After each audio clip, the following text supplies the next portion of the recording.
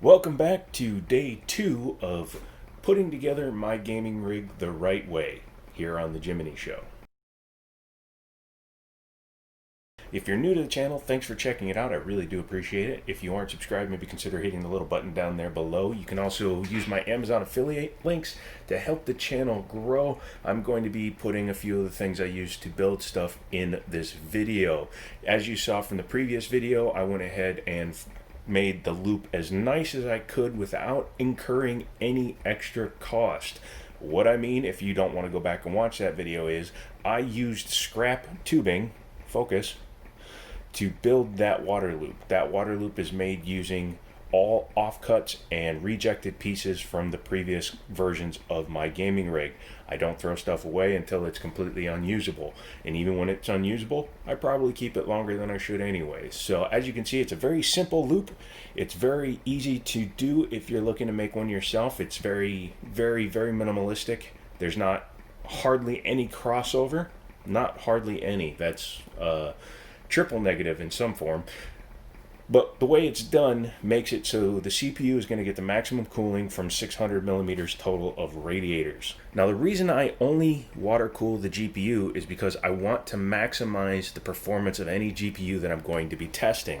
And here's a little bit of an update. I went ahead and got some shelving. Actually, the folks got some shelving for storage, and they decided that I could use one too because they knew I was looking for one. So I need to finish organizing and putting more stuff up there.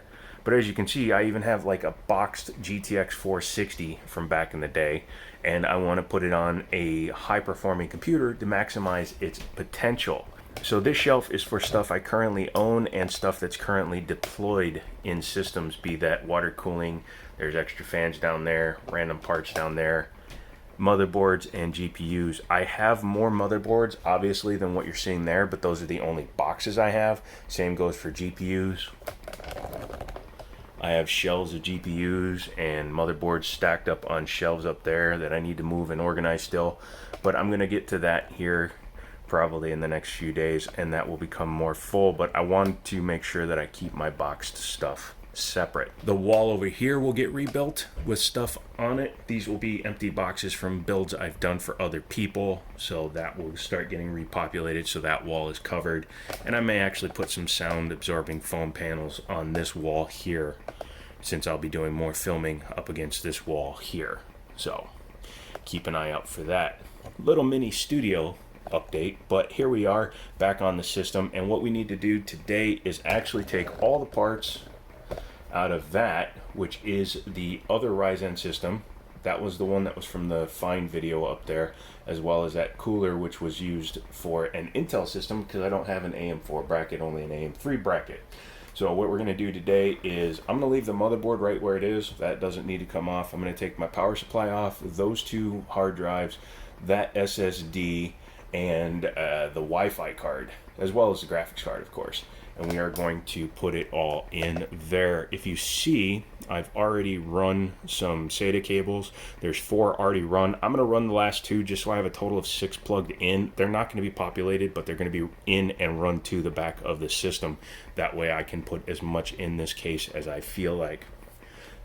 My intention is to run an NVMe, 2 SSDs, and 2 or 3 spinning hard drives. So if I do that, then I'll populate most of those SATA ports. So yeah, let's go ahead and get going. First thing we need to do, obviously, is take the parts off the other system. So I'm going to put it up on the desk and start disassembling it. See, I don't know about you, but I think that's a beautiful sight. As you can see, it's still aerating and getting out all the bubbles from the system, but it seems to be pretty much leak-free at this point, and I managed to keep the pump in the upper compartment, so it'll look pretty cool there.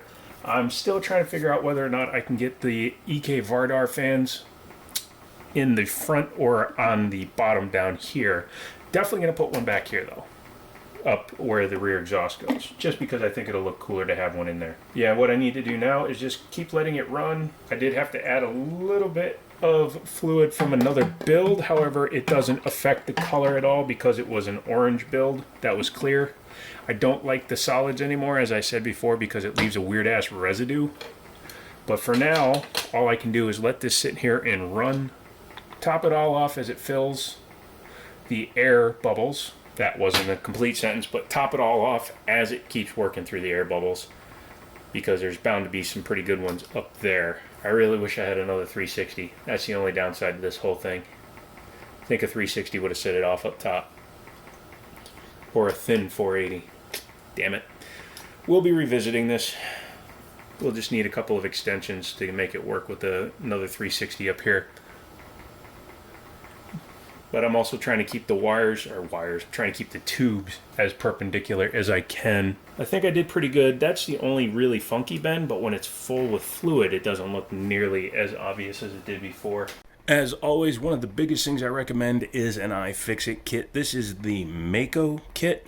It's like $34, but you can see all the different drivers it has. You can build an entire computer. You can make repairs on your handheld electronics. You can do basically everything with this kit for like $35. You got all the different drivers, extensions, and a magnetic driver. Obviously, I'm not sponsored. I don't have enough people watching me or any companies that are wanting to sponsor me right now, but if I did, this would be one that I would definitely plug because it's just the best electronics repair kit that I've found so far. Okie dokie, I think I figured out a way to mount these, because in this awesome case that I got from the Thermaltake Manufacturing Corporation of wherever it's from, they add these. These can go up in here. They're actually made for adding fans to the back side, because you do have the main fan mount that goes onto the front side, but that only holds two 140 millimeter fans. But these will fit these. So we are going to use these bad boys in order to mount 3 EK Vardar 140 fans up in the front here. So what I need to do now is get these mounted in and screwed in, and we'll be good to go. So yeah, come back as soon as that's done. Yeah, that works. It's not perfect. The spacing is a little bit off because this, again, only has a mount for a radiator holder, and I kind of made this work. I used these additional fan brackets, and then I mounted them in such a way as to get this third one to sit in there, because it doesn't actually have any holes here that correspond with the fan. So, but all 3 are in there, and they shouldn't vibrate much when they're running, so I'm happy with that. I did wind up having to reuse the spiders up here, mainly because I didn't have enough of the Thermaltake 120 fans, and I didn't want to use the 140 fans because, well, there's not a whole lot of room here to mount them. I'm just going to leave these lights off though. I'm going to turn off the lights using the controller for the fans themselves, so it'll just be airflow. I don't care about them being lit up, and they will help that kind of just be where it needs to be in terms of airflow. I run the front panel headers as well as a fan splitter. This kind of seemed like the right thing at the time, but I'm going to remove this and do this. Okay, so front panel cables are all run, the audio is run, all the drives are mounted to the back. I'll show you that real quick. So lots of cabling back here that needs to be managed. I will do that here once I get it confirmed up and running. But now that I have all this room down here in the basement for activities, it will leave plenty of room for the power supply to breathe. And that will make me very, very, very happy indeedly doodly oodly oodly. So here's an unintended consequence of having such a large graphics card. This is a 2.5 slot card, basically a 3 slot card. And when it's installed, there's maybe 4 millimeters, maybe 5 millimeters between the card and the side glass. Now, luckily for me, I tend to just run it without that panel anyway, because I don't have pets, I don't have small children running around, so I have nothing to fear other than, you know, leaning into the fan, which I can't imagine I would do for some odd reason. However, when it's off, or if I just want to display it, I can always do that, because I have lights that go all the way around and they'll light up inside this case. So we'll demonstrate that when we're done. But for now, I have that all set up. You can see that I've got an EK Vardar back there, and I have the 3 EK Vardar down there. So we're getting there. I just have to install this controller for those spider fans that are in the front, and they do have the IR blaster, so I'm going to put it as close as I can while still allowing this to be seen through the front panel so that I can control the color without taking the side off, which I've done before. I may actually just kind of leave it so it's up in here in sticking in a small spot so I can just point the remote inside in case I want to turn on some lights. So coming from the top down, you'll see that I've eliminated most of the RGB-ness of the case. That will be set to red for the RGB RAMs. I'll also set the board to red.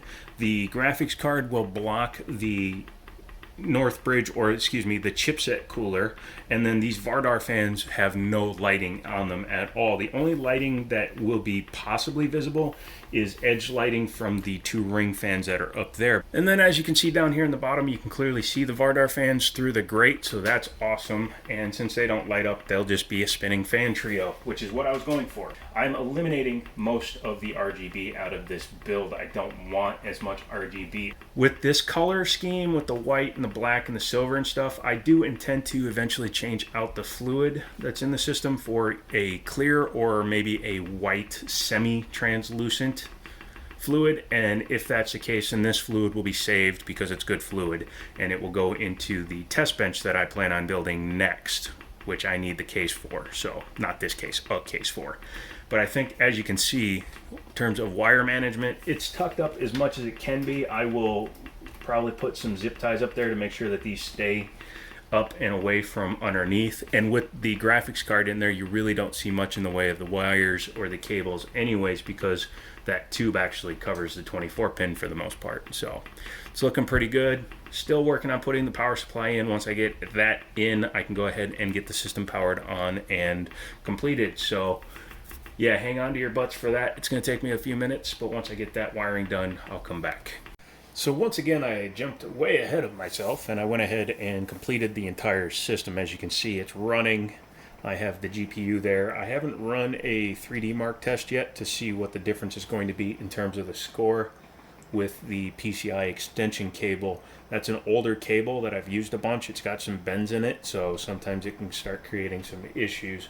However, I just ran a Cinebench.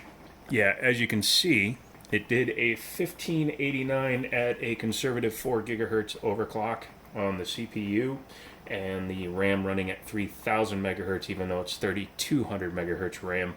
I just did that as a quick and dirty overclock just to make sure that the water cooling was working right and that the CPU was reading right and everything was just kind of doing what it is supposed to, and so far so good. So I'm very happy there.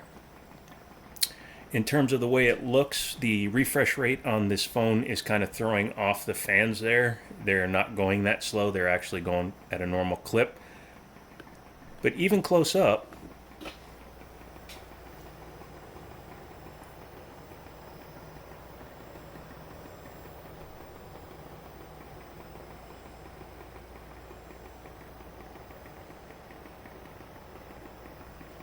the system is much quieter than I expected it to be, especially when you consider that it has 9 fans in it, 11 if you count the GPU fans, so it has a total of 9 fans in it running at full blast right now. Or not full blast, but running pretty quickly. Let me go ahead and shut it down so that I can show you the back of it.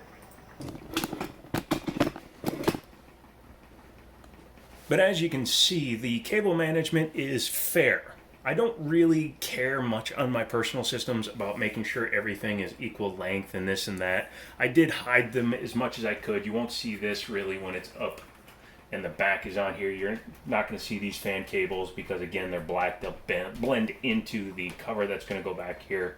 But I have them all secured back here with zip ties, just a couple of quick zip ties. I have the IR reader for the front fans connected up there, and it's just kind of sitting through that hole so that I can go ahead and change the color if I want to, or just shut them off like I intend to. Down here in the bottom, since I got rid of the pump and the other radiator, you can see I mounted a hard drive cage, so I have 2 spinning hard drives down there. I decided to go 2 spinning hard drives, 2 SSDs for a total of 4 SSDs, or 4 drives, excuse me, and the NVMe that I have is still dead. I was hoping maybe it would read on this board, but no such potatoes.